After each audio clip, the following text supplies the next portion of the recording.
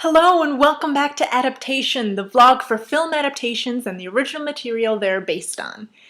Even if there's not really a film to speak of. Yet. I'm Jessica Dunn, and this morning I was freaking out over the fact that it's been over a year since we posted our first video about the books that we as hosts would love to see on screen in the near future. Well, in case you need a quick refresh from that oh-so-long-ago vlog, I answered that I would love to see a film adaptation of The Name of the Star by Maureen Johnson. This one, right here. That one. It's creepy and quirky and fun, and it would look absolutely amazing on screen. And it seems fitting that over a year after I presented this answer, it is now my turn to submit my dream cast for this hoped-for movie adaptation. So I'm obviously going to start with the star of The Name of the Star. Wait, that doesn't sound right, because if you read the book, that could also be Jack the Ripper, not necessarily our main character. So let's start with the protagonist then. For Aurora Rory DeVoe, I've chosen to cast Zoe Kravitz, who has also been seen in Divergent and in X-Men First Class. Now, Rory describes herself as having dark brown hair that almost looks black. Check. However, she also says that she has very pale skin. Not so much. But here's the thing with Rory, and really with all of my castings.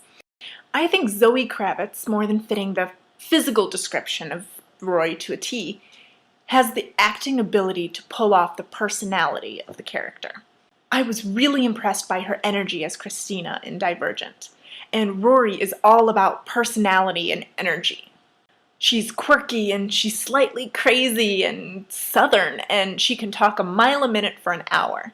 The book also says that she's a natural at dressing up as Scary Spice for Halloween. So you want to try telling me again that Zoe Kravitz wouldn't be good for this role?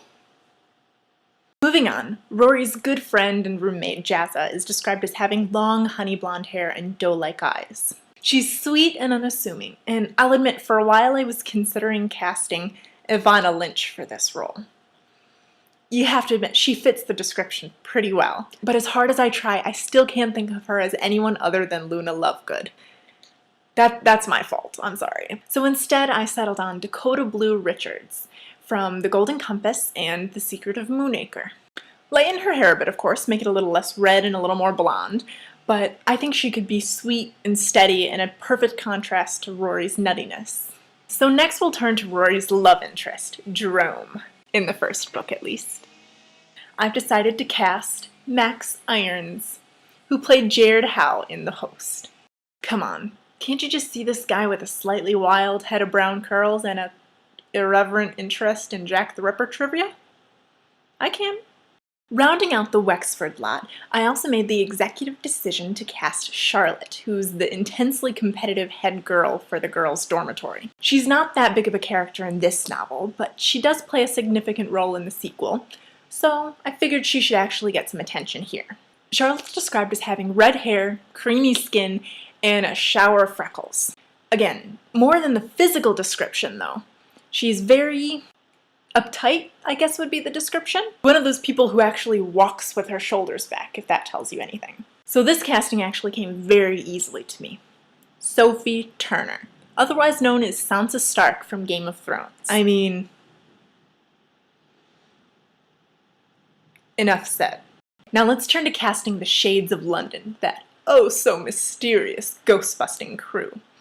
I think Shefali Chowdhury, who played Parvati in the Harry Potter films, would possibly be a good fit for playing Bhuvana Boo Chowdhury, Rory's fake roommate and pro-ghost activist.